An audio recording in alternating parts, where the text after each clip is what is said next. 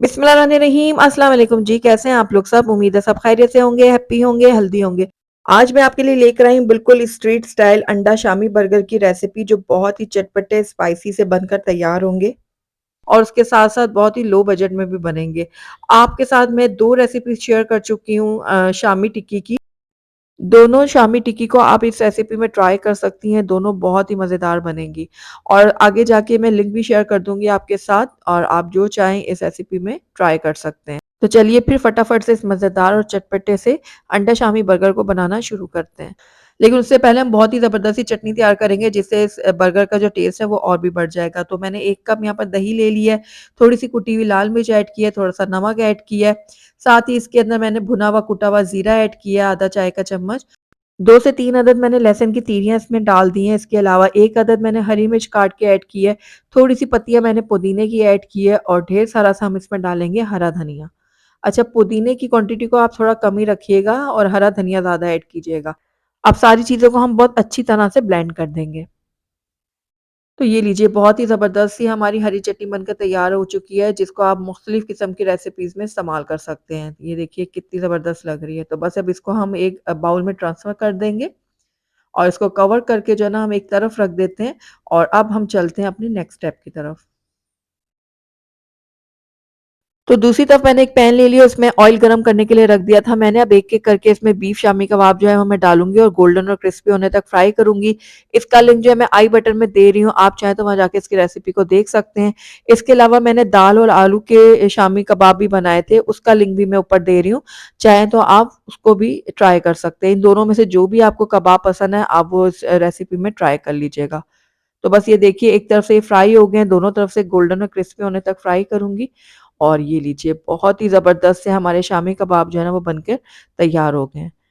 तो जितने आपने बर्गर्स बनाने हैं उस हिसाब से आप कबाब जो है वो फ्राई कर लें। अब दूसरी तरफ है ना मैंने अंडा तोड़ लिया है। एक बर्गर में 1 अंडा जाएगा तो यहाँ पे मैंने 1 अंडा लिया, उसमें थोड़ा-सा नमक और थोड़ी-सी लाल मिर्च डाल के अच्छी तरह से फेंट लिया है। तो अंडे को हमने अच्छी तरह से फेंट लिया है। अब दूसरी तरफ मैंने एक तवा ले लिया था और उसके ऊपर मैंने थोड़ा-सा ऑयल डाला था। ऑयल जैसे ही थोड़ा गरम हो जाएगा ना, तो उसके बाद हम फेंटा हुआ अंडा डालेंगे इसके ऊपर। हमारे जो बन है ना वो चूँकि लंबे हैं तो इसलिए मैं अंडे को थोड़ा-सा इस तरह लंबाई की शेप में कर लूँगी। अगर आप गोल वाले बन इस्तेमाल कर रहे हैं तो फिर आप इसको गोल शेप में ही रखिएगा। तो ये देखिए इस तरह से मैं इसको थोड़ा-सा लंबा कर दूँगी अंडे को। एक तरफ से हो जाएगा तो इसको अब हम पलट लेते हैं।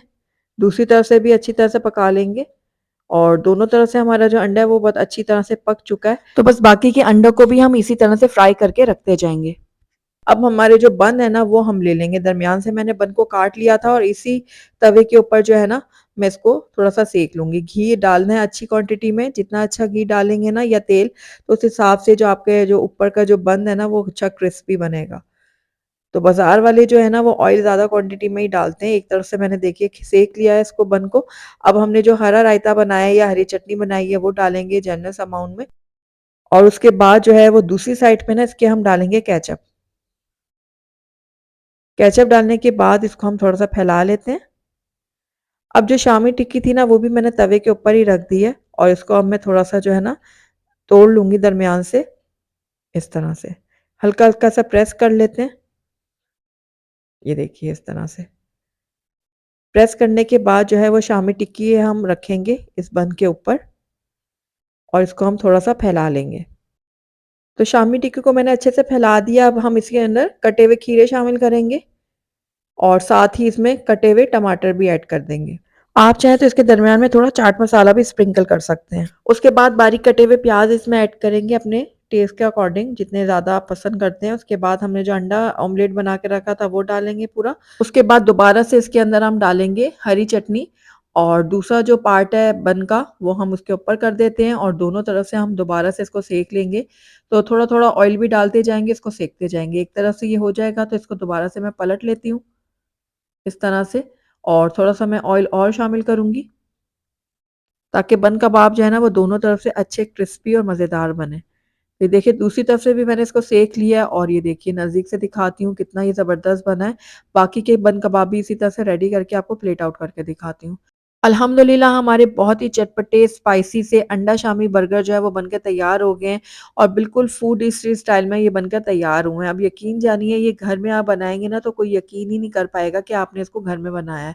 सबको लगेगा आपने इसको बाहर से मँगवाया है। तो ज़रूर आपने ट्राई करना है, वीकेंड भी है, वीकेंड में बनाएँ और अपने घर वालों के साथ एन्जॉय करें। अगर आपको मेरी रेसिपी पसंद आई है तो इसको लाइक ज़रूर कीजिएगा।